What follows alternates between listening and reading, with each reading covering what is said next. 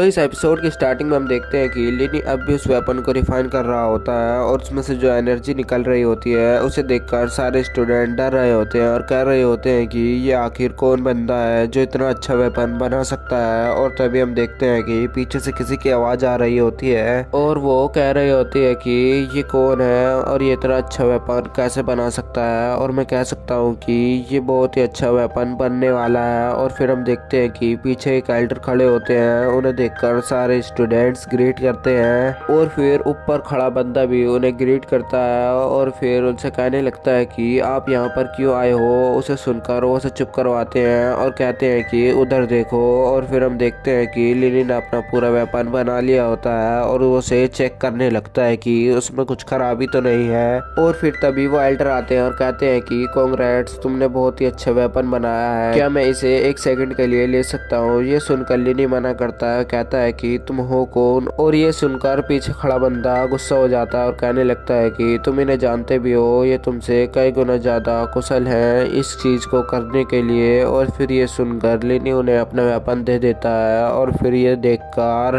वो लिनी का वेपन ले लेते हैं और फिर उसे लेने के बाद उसकी खूबियां जानने लगते हैं और कहते हैं कि ये टोटली रिफाइंड हो चुका है और सारे मटेरियल जो इसमें डले थे सब तरफ फैल चुके हैं। ये बहुत ही अच्छा वेपन है। और उसकी तारीफ सुनकर सब स्टूडेंट्स हैरान हो रहे होते हैं और हम ऊपर देखते हैं वो एल्डर उसकी गलती भी निकाल रहे होते हैं कि ये अभी तक पूरी तरह रिफाइन नहीं हुआ है, तो मैं इसे और देर तक भट्टी में रहने देना चाहिए था। और फिर वो कहने लगते हैं कि इसमें स्पिरिचुअल पावर भी अच्छे से एब्जॉर्ब नहीं कर सकते हो। ये सुनकर लिनी को अपनी गलती समझ आ जाती है और फिर उस बात पर वो एग्री करता है। और फिर पीछे खड़ा बंदा कहने लगता है कि आप ये तो बताइए कि इसकी रैंक कितनी होगी। और फिर वो एल्डर कहने लगते हैं कि ये एक लो ग्रेड का वेपन है लेकिन ये बहुत ही हल्का है जिसकी वजह से इसे कोई बच्चा भी आसानी से चला लेगा। और फिर ये देखकर सारे स्टूडेंट्स हैरान होने लगते हैं और कहते हैं कि आज तक हमने सिर्फ लो ग्रेड का बनाया है और जब भी देखा है कि वो हमेशा भारी ही होता है और वो इतना भारी होता है कि हमसे एक हाथ से वोट भी नहीं पाता है, लेकिन इसने ये आसानी से बना लिया है। और फिर ये देखकर लिनी हंसने लगता है और कहता है कि अब तुम मुझे 2 मैजिकल वेपन देने वाले थे और अब तुम मुझे 2 स्पिरिट स्टोन दोगे। और फिर वो कहने लगता है कि तुम चिंता मत करो, मैं तुम्हें जल्दी दे दूंगा। और फिर ये देखकर लिनी जाओ को ऊपर बुलाता है और कहता है कि ये रहा तुम्हारा वेपन। और उसे देखकर जाओ इससे इतना खुश होता है और फिर वो कहने लगता है कि आज से मैं तुम्हारा डॉग हूँ और तुम जब कहोगे मैं किसी को भी काट लूंगा। और फिर ये बातें सुनकर वो कहने लगता है कि तुम रहने दो, बस तुम मेरे दोस्त ही रहो।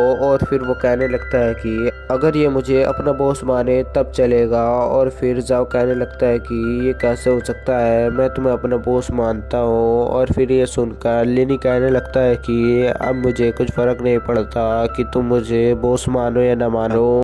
और फिर वो एल्डर लिनी से कहने लगते हैं कि क्या ख्याल है, तुम मेरे डिसाइपल बन सकते हो और उसमें मैं तुम्हें रिफाइनिंग बहुत सारी चीज सिखा दूंगा। और फिर वो सोचकर लिनी कहता है कि पहले से ही मुझे एक पागल मास्टर मिल चुके हैं जो कि अपनी अपनी चलाते हैं और फिर मुझे उधर भी काम करना होगा और इधर भी, ऐसे में मुझे आराम करने का टाइम नहीं मिलेगा। और फिर लिनी कहने लगता है कि मुझे थोड़ा वक्त दीजिए और मैं कुछ दिनों बाद आऊँगा। और फिर ये सुनकर एल्डर कहने लगते हैं कि तुम्हारा कभी भी मन करे तुम यहाँ पर आ सकते हो और फिर तुम्हें रिफाइनिंग सीखने से यहाँ पर कोई भी मना नहीं करेगा और इस ओल्ड मैन को तुम्हारा इंतजार रहेगा।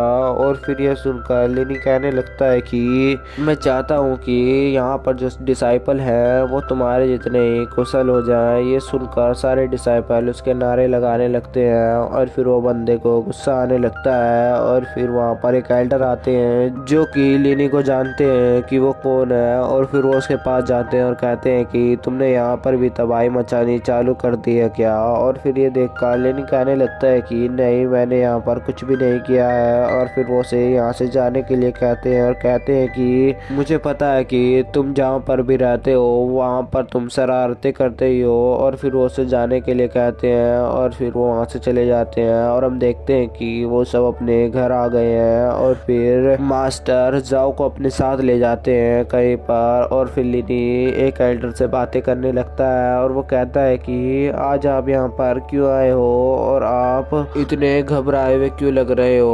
और फिर वो एल्डर कहने लगते हैं कि मुझे तुम्हें कुछ बताना है और फिर लिनी कहता है कि आप बेझिझक मुझे सब कुछ बता सकते हो।